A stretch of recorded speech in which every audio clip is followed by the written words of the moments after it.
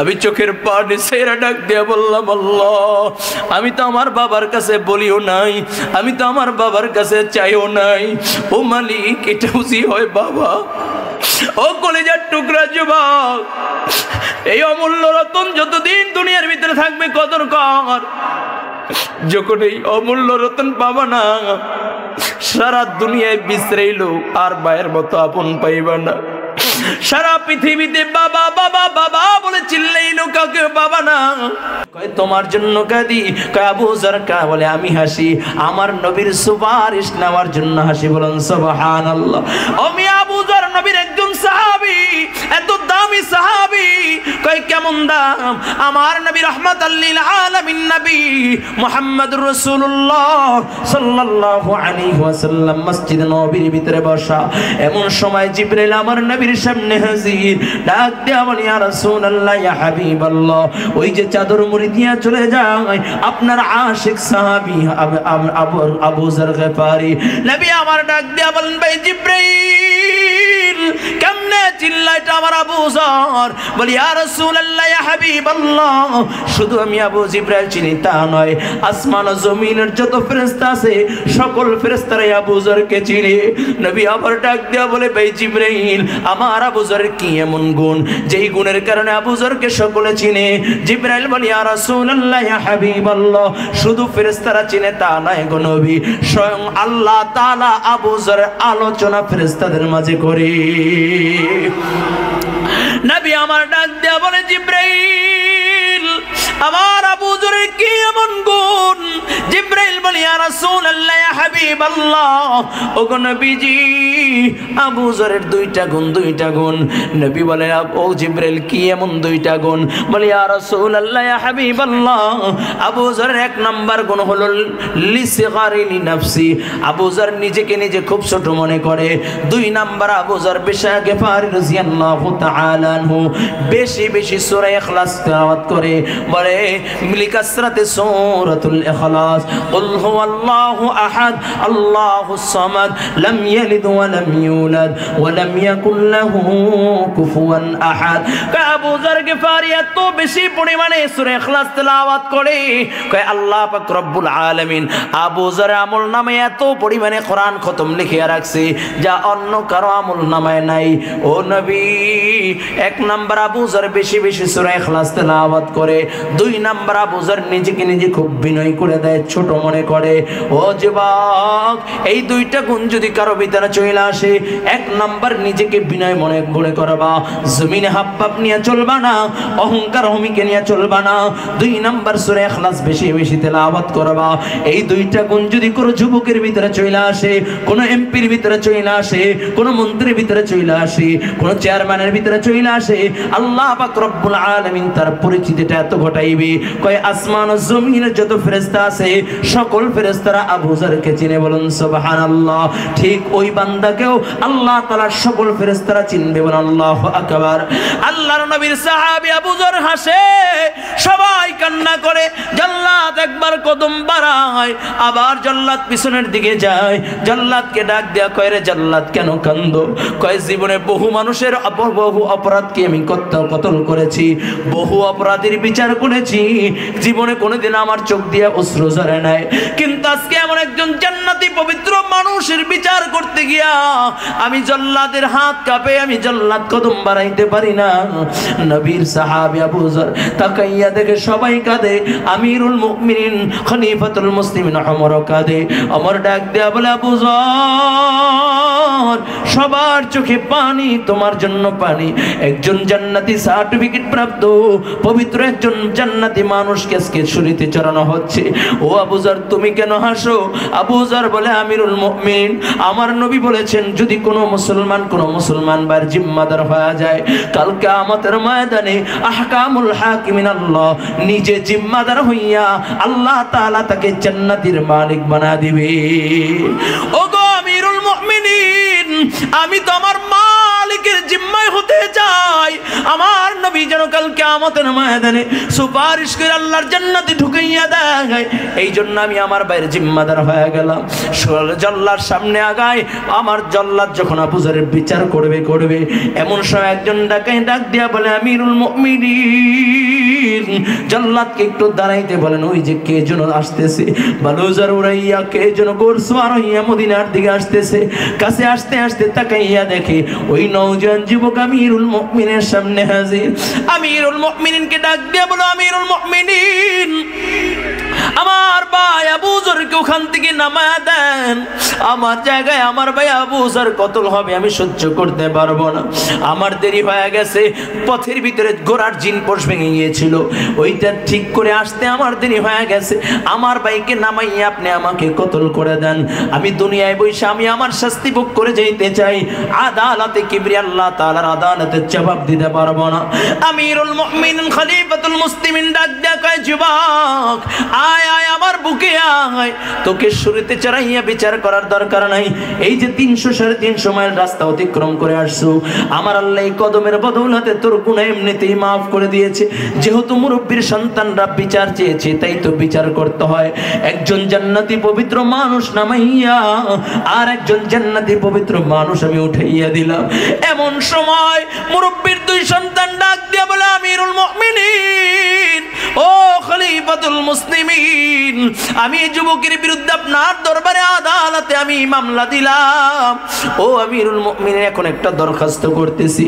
যেই যুবকটা 300-350 মাইল রাস্তা অতিক্রম করিয়া যে তার বিচার মাথায় পেতে নিতে চায়, যে তার আসামি হইয়া গেছে, এই আসামির খাতা থেকে নামটা কাটাইয়া পবিত্র হইয়া জান্নাতে যাইতে চায়, তাদের বিরুদ্ধে আমার কোনো অভিযোগ নাই। ও আমিরুল মুমিনিন, বিচার দিয়েছিলাম বাবা হত্যার, এখন দরখাস্ত করলাম এই ভাইটাকে নামাইয়া আপনি আমার ভাই বানায়া দেন, নিয়ে বাড়িতে যাইতে চাই। ও কলেজার টুকরা যুবক, এটাকেই বলা হয় ব্যবহার। এক মুসলমানের ব্যবহার হবে এমন, আর যদি এক মুসলমান অপর মুসলমানের সাথে যদি এমন ব্যবহার করতে পারো, সরকারে তো আলম নবী বলেন, কার আল্লাহ পাক রব্বুল আলামিন তার আমল নামায় সারা রাত দাঁড়াইয়া নফল ইবাদত করলে যে সওয়াব হইতো, সম পরিমাণে সওয়াব আল্লাহ তাআলা তার আমল নামায় লেখা দেয়। ও কলেজার টুকরা যুবক, লম্বা চূড়া কথা বলার সুযোগ নাই। আমাদের আজকের প্রধান আকর্ষণ হযরতুল আল্লাম মুফতি হিদায়াতুল্লাহ খান আজাদী হাফিজাহুল্লাহ চলে আসছেন। অল্প সময়ের ভিতরে আসবেন রে বাবা, একটু দিলের কানটা লাগাইয়া দাও। এই ময়দানে অনেক আল্লাহর বান্দার সুজার মা নাই বাবা নাই, কার কার মা নাই বাবা নাই, একটু হাতটা আমার আল্লাহকে দেখাইয়া দাও। আল্লাহ এই ময়দানের ভিতরে তাকাইয়া দেখো, হাজার হাজার মানুষের ভিতরে কিছু এতিম সন্তান যাদের মা নাই বাবা নাই, 2টা হাত উঠাইয়া দিয়েছে গো আল্লাহ। এই মুহূর্তে তুমি মা বাবার কবরগুলোকে জান্নাতি বাগান বানায় দাও আল্লাহ, মা বাবার কবরগুলোকে জান্নাতি বাগান বানায় দাও। জোরে বলুন আমিন। ও কলেজার টুকরা যুবক, লম্বা চড়া কথা বলার সুযোগ নাই রে বাবা, একটু দিলের কানটা লাগায় দাও। এ দুনিয়ার ভিতরে যার মা নাই বাবা নাই, তার মতো হতভাগা কপাল পোড়ার কেউ নাই। নবী আমার বলেন, রেজার রাব্বি বিরেজাল ওয়ালিদাইন, মা বাবা সন্তুষ্টি দিয়ে আল্লাহ তাআলা সন্তুষ্টি, মা বাবা নারাজ তো আল্লাহ তাআলা নারাজ। ও কলেজার টুকরা যুবক, আমার নবী রাহমাতাল লিল আলামিন নবী মসজিদ নববীর ভিতরে বসা, এমন সময় এক মহিলা আমার নবীর দিকে হাইটা আসতেছি। সাহাবায়ে কেরাম তাকায়া দেখে, নবী আমার তাকায়া দেখলেন, মুরব্বী যখন আসলো মহিলাকে দেখা আমার নবী দাঁড়ায় গেলেন, নিজের কাঁধের রুমাল বিছায়া দিলেন। নবী আমার ওই মহিলাকে আদর করে যত্ন করে বসাইলেন। নবী আমার ডাক দেয়া বলে, নবী আমার মহিলাকে বসাইয়া মেহমান নাজি করলেন। নবী আমার হাদিয়া তোহফা দিয়ে আবার বিদায় দিলেন। সাহাবায়ে কেরাম বলে, ইয়া রাসূলুল্লাহ, ইয়া হাবিবাল্লাহ, একজন বৃদ্ধা মহিলার জন্য আল্লাহর নবী দাঁড়ায়া যায়। ওগো নবী, জানতে চাই বৃদ্ধা মহিলাকে। নবী আমার ডাক দিয়া বলে, সাহাবায়ে কেরাম, আমার মা নাই, আমার বাবা নাই। এ সাহাবায়ে কেরাম, বললাম, এ মহিলাকে তোমরা কি জানো? এ হলো আমার দুধমা হালিমাতু সাদিয়া, যার দুগ্ধ পান করে আমি মুহাম্মদুর রাসূলুল্লাহ বড় হয়েছি। আমি আমার মাকে 6টা বছর পেয়েছি। আমি জীবনে কোনোদিন আমার বাবাকে দেখি নাই। ও কলিজার যুবক, একটু দিলের কানটা লাগায়া দাও। নবী আমার ডাক দিয়ে বলে, সাহাবায়ে কেরাম, আমি বড় এতিম, আমার মা নাই, আমার বাবা নাই। জীবনে কোনোদিন আমি আমার বাবাকে দেখি নাই, বাবা বলিয়া ডাক দিতে পারি নাই। ও কলেজার টুকরা যুবক, একটা বাস্তব একটা ঘটনা শুনাই।